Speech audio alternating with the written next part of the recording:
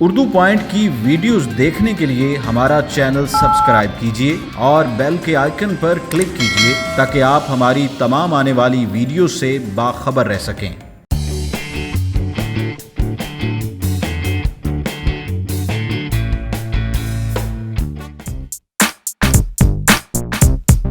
मुर्गों की लड़ाई तो आपने बहुत सुना होगा, लेकिन आज मैं उस मुर्गे से मिलवाना जा रहा हूँ जो मुर्गा स्पेशली इसलिए तैयार किया जाता है कि वो अपने फ़न का मुजाहरा करे, वो लड़े जाके मैदान में। मेरे पास ये अगर आप देख सकें तो ये सील मुर्गा है जो स्पेशली इसीलिए तैयार किया जाता है। अमन दसो जनाब, ये किस तरह तैयार कर दे हो, कितनी दी उम्र होंगी, की कर दे ये गल है कि जो खाल जेड़ा होंदा है ना, उस तो पहले भी इन्होंने तपान लग जाने ऐसे। अच्छा, अगे पीछे तपान का मतलब? ये मुर्गे ना छड़ के मैदान लग जाने ऐसे। अच्छा, तो हौली हौली ट्रेन हो जाते हैं। ठीक है।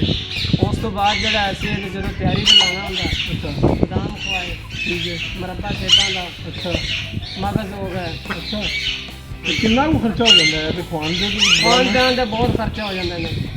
ये दिहाड़ी के 50 बादाम दी गिरियां खा जाता है। इसकी कितनी उम्र होगी? मेरी उम्र इस टाइम हैगी 2.5 साल कुत्ते है। अच्छा, तगड़ा पावा, हाँ जी।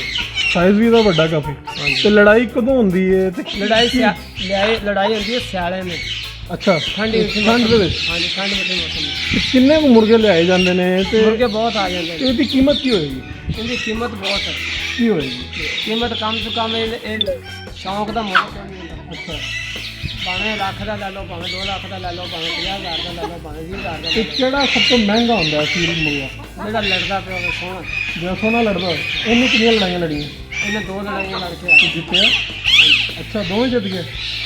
तो जेड़ा जिन्नियां लड़ाई सोहनी लड़दा उन्ना महंगा होंदा। हाँ जी। ज़्यादा तो ज़्यादा कीमत कितनी होंदी? ज़्यादा से ज़्यादा बहुत कीमत है। 2 लाख का भी है, लाख का भी है, 1.5 लाख का भी है। अच्छा, ਇਹਨੂੰ ਕਹਿੰਦੇ ਨੇ ਸੀਲ ਮੁਰਗਾ। सील मुर्गा ਤੇ ਇਹ ਜਦੋਂ ਥੱਕ ਜਾਂਦਾ ਹੈ ਲੜਾਈ ਵਗੈਰਾ ਕਰਨ ਤੋਂ ਬਾਅਦ ਬੁੱਢਾ ਹੋ ਜਾਂਦਾ ਹੈ, ਉਦੋਂ ਫਿਰ ਕਿੱਥੇ ਜਾਂਦਾ ਨਹੀਂ? बच्चे नहीं पा देंगे, ਬੱਚਿਆਂ 'ਚ ਪਾ ਦਿੰਦੇ ਨੇ।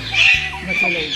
ठीक है जी, ये वो असील मुर्गा है जो स्पेशली यहाँ पर बहुत सी मुर्गियों की शाम है, लेकिन ये वो मुर्गा है जो स्पेशली इसीलिए तैयार किया जाता है कि वो मैदान में लड़े।